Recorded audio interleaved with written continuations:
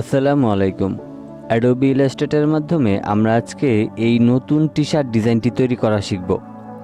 আরেকটা শুরু করার আগে কথা বলতে চাই, সেটা হচ্ছে আমি ইদানিং যে আপনাদেরকে টি-শার্ট ডিজাইনের ভিডিওগুলি দিচ্ছি সেইগুলি থেকে আপনারা উপকৃত হতে পারছেন কিনা, বা এইগুলি আরও কন্টিনিউ করব কিনা, অথবা আপনারা ভালোভাবে শিখতে পারছেন কিনা সেই বিষয়ে আমি এই ভিডিওতে কিছু কমেন্ট চাই আপনাদের।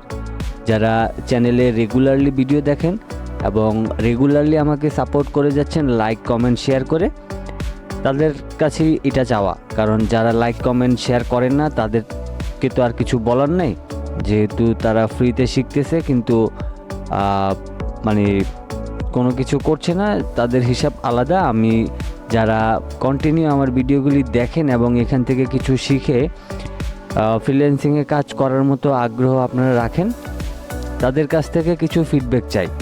যারা আসলে প্রতিনিয়ত আমার ভিডিওগুলি দেখেন এবং অনেকেই কমেন্ট করেন, আবার অনেকেই করেন না। তো নতুন করে যে টি-শার্টের যে ভিডিওগুলি দিচ্ছি সেগুলি আসলে কেমন হচ্ছে, শিখতে পারছেন কিনা, বা সামনে আরও এই ধরনের ভিডিও দিব কিনা সেটা কমেন্ট করে অবশ্যই জানিয়ে দিবেন। তো আজকের টিউটোরিয়াল থেকে আমরা এই টি-শার্ট ডিজাইনটাকে শিখছি। আর টি-শার্ট ডিজাইনের উপর যদি কোনো মন্তব্য থাকে সেটার উপরও অবশ্যই কমেন্ট বক্সে জানিয়ে দিবেন। তো চলুন আমরা মূল কাজটি শুরু করি।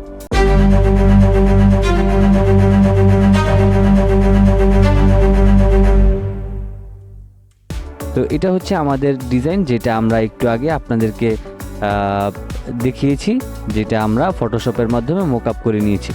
ওকে, তো এবার আমি এই ডিজাইনটাকে পাশে রাখছি, কখন কোনটা করছি সেটা আপনাদেরকে দেখিয়ে দিব যাতে আপনারা সহজে বুঝতে পারেন। প্রথমে আমরা এখান থেকে যে ব্ল্যাক কালারের যে একটা আর্টবোর্ড আছে এইটা একটা আমাদের সাইজ নিতে হবে। তো এটার জন্য রাইট বাটন ক্লিক করে রেক্ট্যাঙ্গেল টুলে যাব, তারপর ফাঁকা জায়গায় ক্লিক করব, অ্যান্ড দেন এখানে উইথে নিব হচ্ছে 12 ইঞ্চি এবং হাইটে নিব হচ্ছে 16 ইঞ্চি। তো এটা হচ্ছে আপনার টি-শার্ট কি মিডিয়াম সাইজ না স্মল সাইজ না লার্জ সাইজ সেটার উপর ডিপেন্ড করে কিন্তু এই প্লেটগুলি হয়ে থাকে। তো সেক্ষেত্রে আপনার কোন সাইজ আপনাকে বায়ার দিবে বা আপনি কোন সাইজের করতে চান সেটা আপনি এখান থেকে এই ধরনের যে প্লেসমেন্টের যে একটা টেমপ্লেট থাকে সেইটার আপনিও আনুমানিক নিয়ে নেবেন। ওকে, এবার আমরা এখান থেকে এই রোলার থেকে আমরা এখানে একটা গাইড নিয়ে নিলাম এবং এটাকে এবার কিবোর্ড থেকে Ctrl+2 দিয়ে লক করে নিলাম। এখন এখানে হচ্ছে আমাদের প্রথমে এই শেপটা আমরা তৈরি করব। তো এটার জন্য আমরা প্রথমে রাইট বাটন ক্লিক করে আমি পলিগন টুলে যাব, তারপর অল্টার এবং শিফটটাকে ধরে আমি এখানে একটা পলিগন টুল নিলাম।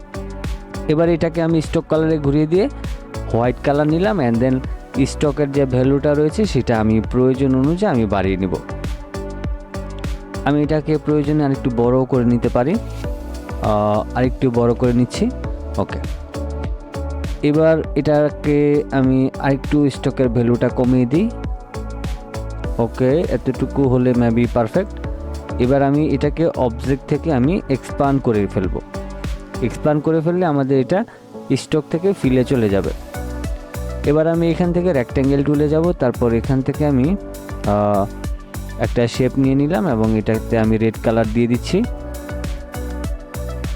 তারপর আমরা এই সাদাটাকে আমরা উপরের দিকে তুলে ফেলব।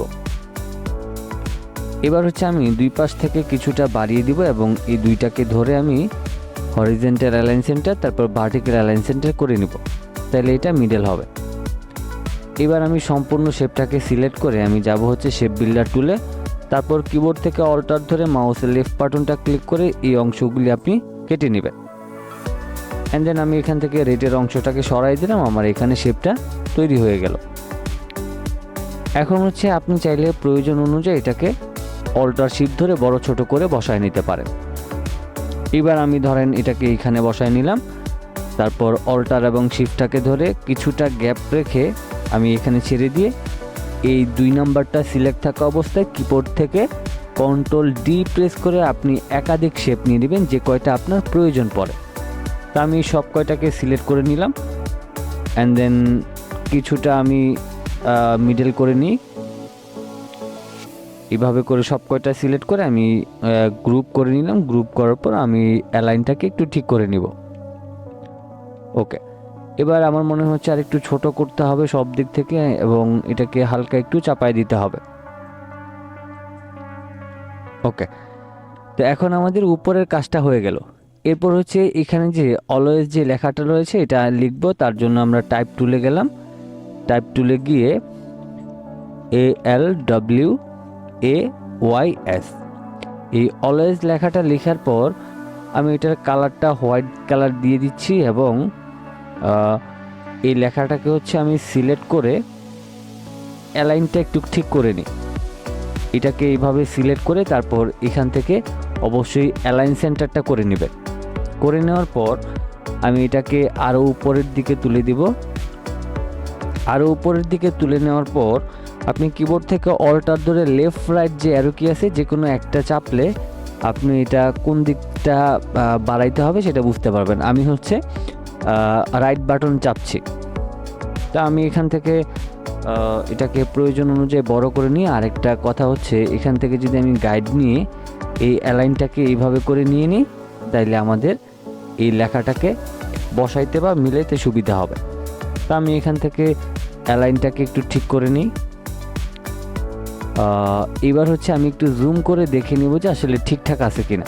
ওকে, এবার রাইট বাটন ক্লিক করে ক্রিয়েট আউটলাইন করব। ক্রিয়েট আউটলাইন করার পর এবার প্রয়োজন অনুযায়ী আমি এটাকে উপরে বা নিচে বসায় নিতে পারবো। এবার হচ্ছে এই যে মুভ যে লেখাটা রয়েছে এটা আমি লিখে নিচ্ছি MOVE। এবার এই লেখাটাকে হচ্ছে আমি এটাকে ব্ল্যাক করে দিব, আরও বেশি মোটা করে দিব। তারপর অল্টার শিফট ধরে বড় করে আমি এটাকে মাঝখানে রেখে ইয়েলো কালার দিয়ে দিচ্ছি। আপনি যে কোনো কালার দিতে পারেন, রেড কালারও ব্যবহার করতে পারেন। আমি এখান থেকে এবার রাইট বাটন ক্লিক করে ক্রিয়েট আউটলাইন করে নিই। তারপর এটাকে সুন্দর করে আগে বসাই নিব, তারপর বড় ছোট করছি আমি।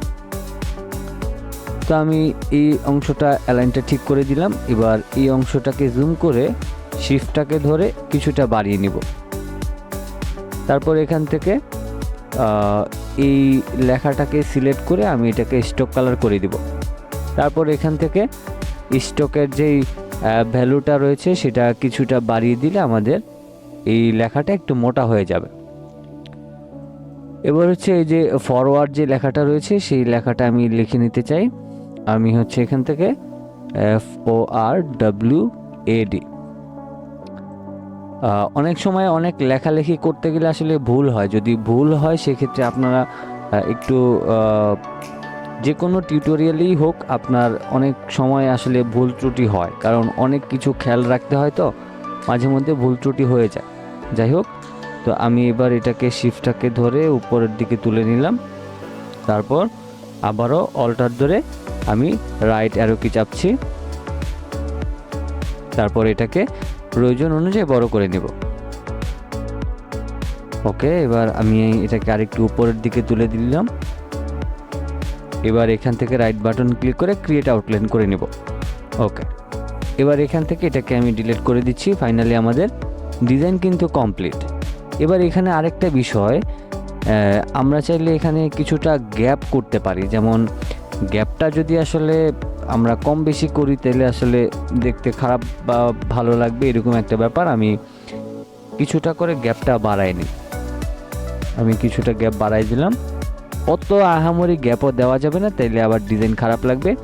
আমি আপাতত মোটামুটি এতটুকু নিয়ে নিলাম। এবার হচ্ছে আমরা এই ডিজাইনটাকে মক আপ করবো।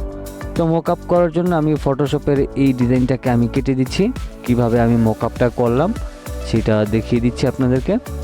তো আমার 2 নম্বর যে মক আপটা রয়েছে সেটাকে আমি ওপেন করলাম। অ্যান্ড দেন এই যে প্লেস ইউর ডিজাইন, এখানে মাউসের লেফট বাটনটা ডাবল ক্লিক করব। তারপর আমি অ্যাডোবি ইলাস্ট্রেটরে গিয়ে এই সম্পূর্ণ লেখাটাকে সিলেক্ট করে মাউসের লেফট বাটনটা ক্লিক করে এখানে এনে ছেড়ে দেব। তারপর এখানে যে সাদা যে টেমপ্লেটটা আছে এইটা অনুযায়ী আপনি অল্টার শিফট ধরে বড় করে আপনার মতো করে বসিয়ে নেবেন। আমি এটাকে আরেকটু ছোট করে নিই, কোনো অংশ যাতে কাটা না পড়ে। কোনো অংশ যদি কাটা পড়ে তাহলে কিন্তু ডিজাইন দেখতে ভালো লাগবে না। আমি এটাকে আরেকটু বড় করে নিই। ওকে, এবার এখান থেকে টিক মার্কে ক্লিক করে দিয়ে নিচের যে চোখটা অন করা আছে এটা বন্ধ করে দিব। তারপর কিবোর্ড থেকে Ctrl+S প্রেস করব। কন্ট্রোল এস প্রেস করার পর এখানে আমাদের বেশ কিছু অপশন আসতে পারে, আমরা এখান থেকে ক্যান্সেল করে দিলাম অ্যান্ড দেন এই ট্যাবে চলে আসলাম।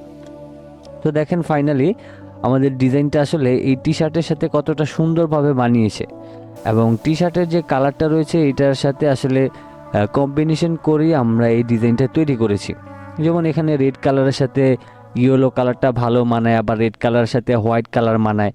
তো আপনার টি শার্টের যে কালার থাকবে সেই কালারের সাথে ম্যাচ করে আপনাকে কালার চিন্তা করতে হবে, এবং এখানে হিবিজিবি অনেক কালার দিয়ে আসলে টি শার্ট করলে অনেক বেশি সুন্দর লাগে না। তো সেক্ষেত্রে চিন্তা করবেন খুবই কম কালারের মধ্যে অল্পের মধ্যে যাতে গর্জিয়াস করা যায় সেই রকম একটা বিষয় চিন্তা করে আপনি ডিজাইন তৈরি করবেন। তো এই যে ডিজাইনগুলি তৈরি করছি, এই ডিজাইনগুলি যে টি শার্টের মধ্যে প্রিন্ট হয় এইগুলি কিন্তু আমরা প্রতিনিয়ত পরে থাকি, অ্যান্ড দেন এগুলি হচ্ছে কিন্তু মার্কেট প্লেসে হিউজ পরিমাণ ডিমান্ড রয়েছে। আর এই ধরনের টি শার্ট ডিজাইন তৈরি করতে কিন্তু আমাদের আহামরি কোনো খরচের প্রয়োজন পড়ে না, বা অনেক বেশি মেধার প্রয়োজন পড়ে না, বা অনেক বেশি অ্যাডোবি ইলাস্ট্রেটর জানার প্রয়োজন পড়ে না। মোটামুটি যেই বেসিক যে কাজগুলি আছে সেইগুলি শিখে নিলে কিন্তু আপনি এই ধরনের টি শার্ট ডিজাইন তৈরি করতে পারেন অনায়াসে। তো যেটা বলেছিলাম শুরুতেই যে অবশ্যই আমার টি শার্টের ডিজাইনগুলি কেমন হয়, এবং আপনারা এই পরবর্তীতে সামনে আরও ভিডিও চান কিনা সেই বিষয়গুলি একটু কমেন্টে জানিয়ে দিবেন। তাইলে অবশ্যই আপনাদের জন্য আরও ভালো ভালো কিছু টি শার্ট ডিজাইন নিয়ে আসবো। আপাতত বেসিক লেভেলে আছি আমি, বেসিক থেকে আপনাদেরকে শেখানো শুরু করতেছি, যেহেতু এগুলির চাহিদা রয়েছে। লোগো ডিজাইনের পরে কিন্তু টি শার্টের চাহিদা রয়েছে মোটামুটি ভালোই। তো সেক্ষেত্রে এই টি শার্ট ডিজাইন আসলে অত আহামরি টেকনিক খাটায়া, অত আহামরি মাথা খাটিয়ে আসলে ডিজাইন তৈরি করার প্রয়োজন পড়ে না। তো সেক্ষেত্রে যাদের মোটামুটি অ্যাডোবি ইলাস্ট্রেটর বেসিক জানা রয়েছে তাদের উদ্দেশ্য করে এই টি শার্ট ডিজাইনগুলি তৈরি করা, যাতে অনেক বেশি পরিশ্রম বা কষ্ট না হয়। আজকের মতো এই পর্যন্তই ছিল। সবাই ভালো থাকবেন, সুস্থ থাকবেন। আল্লাহ হাফেজ।